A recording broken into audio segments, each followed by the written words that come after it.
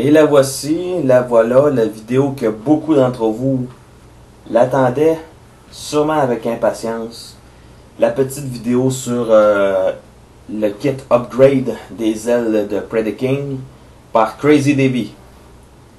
Et je peux vous dire tout de suite que c'est dans mon intention, avant la fin de l'année, d'acheter tous les kits upgrade pour Predaking.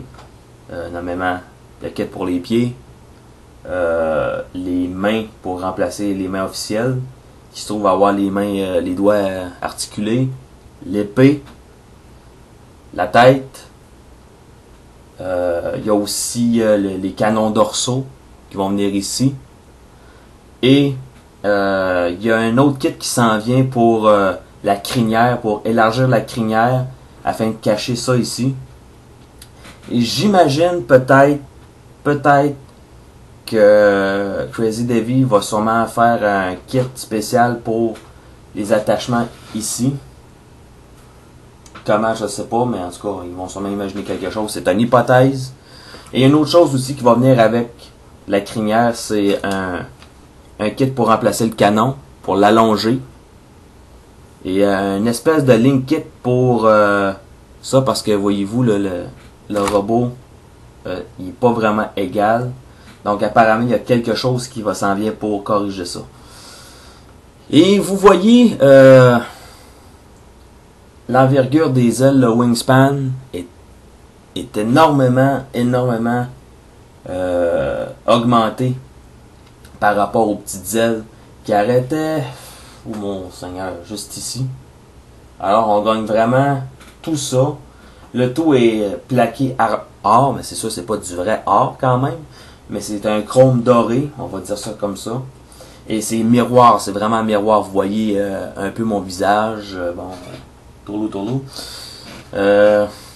Vraiment quelque chose de beau, c'est vraiment impressionnant. Si vraiment le reste des upgrades de Predaking sont aussi phénoménaux que ça, je peux vous garantir qu'on va avoir l'ultime combineur G1. Là, je sais que les puristes des vintage vont dire ouais, mais là tu modifies ton robot, blablabla, les mains, ça sera plus les mêmes, ce sera plus un G. Oui, je suis d'accord avec vous, mais ça donne que mon robot, c'est pas un vintage. C'est le reissue qui est sorti en 2010 et ça me fait moins mal au cœur de le modifier que si ça avait été un G1. Notre ami Slurps a commencé à magasiner pour avoir Predaking. Il y a quasiment tous les robots. Apparemment, il en manque juste un à rentrer. Ensuite de ça, ça va être les accessoires. Je lui conseille vivement de prendre... S'il veut pas prendre les pieds, les mains, la tête, pour des raisons que je comprends, lui, c'est vintage G1 à 100% et je respecte ça à 110%. Ça, c'est sûr et certain, c'est un collectionneur vraiment passionné des G1. J'ai vu sa collection. Chapeau en passant. Merci de m'avoir montré ta collection. Je l'ai peut-être bien pas dit avant, mais je te remercie beaucoup. Et vraiment, je lui conseille au moins de prendre les ailes. Parce que juste les ailes donnent vraiment un nouveau visage à Predaking. Je sais pas si je vais réussir à le convaincre. Mon but, c'est pas de le convaincre pour lui faire dépenser beaucoup d'argent parce que c'est un kit qui vaut quand même 60$. OK? Juste les ailes.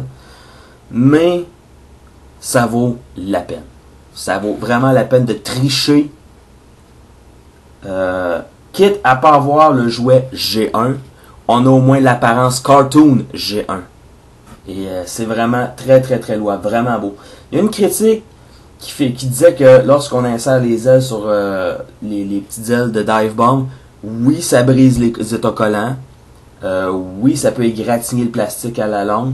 Mais une fois les ailes placées sur les petites ailes de Dive Bomb, il n'y a aucune raison de changer. Étant donné que moi, je joue pas avec ça. C'est vraiment pour exposer.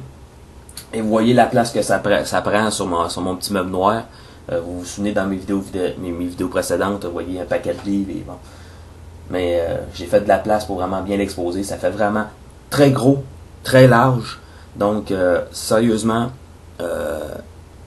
ça vaut vraiment la peine Moi, je suis très content d'avoir acheté ce kit-là. L'épée en tant que telle, apparemment qu'elle va être très longue. Elle va venir à peu près jusque là.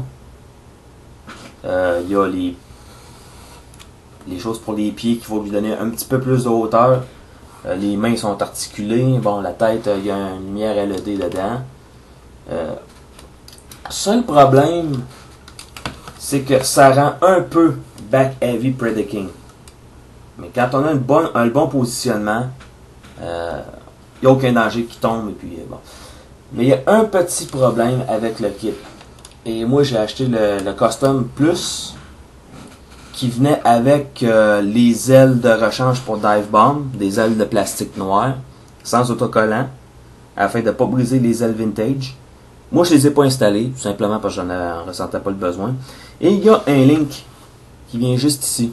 Là, vous le voyez peut-être pas très bien. Je vais avancer. C'est un clip qui s'installe sur les ailes de Predaking, plutôt les ailes de Dive Bomb, et qui va s'insérer dans l'espèce de trou qu'il y a sous la tête, ou l'articulation de la tête de Razor Claw. Tout ça pour stabiliser les ailes, pour éviter que les ailes soient floppy. Ok? C'est un morceau qui est quand même assez difficile à installer. C'est un morceau vraiment un pain in the butt, comme disent les Anglais, à installer. Mais un coup qu'on a réussi à l'installer à sa place comme c'est censé, ça vaut vraiment la peine d'avoir forcé un peu parce que là, ça stabilise vraiment bien les ailes. Le kit des canons va faire en sorte que j'aurai pas le choix d'enlever ce morceau-là. Parce que le kit des canons va faire en sorte que les ailes restent en place et que ça bouge pas trop. Donc vraiment, 7 minutes et quelques pour vous dire que c'est un beau kit, c'est peut-être long. Mais je voulais juste vous montrer quand même à quel point moi je suis enthousiaste à ça. C'est vraiment un bel upgrade. Et si vous vraiment vous voulez customiser un combiner, j'ai vu les autres kits, c'est mais pour Predaking, c'est sûr et certain que je vais dépenser de l'argent sur Predaking pour lui donner son apparence. J'ai un cartoon. Je vous laisse là-dessus. Et pour les amateurs de G1, une petite revue G1. À la prochaine.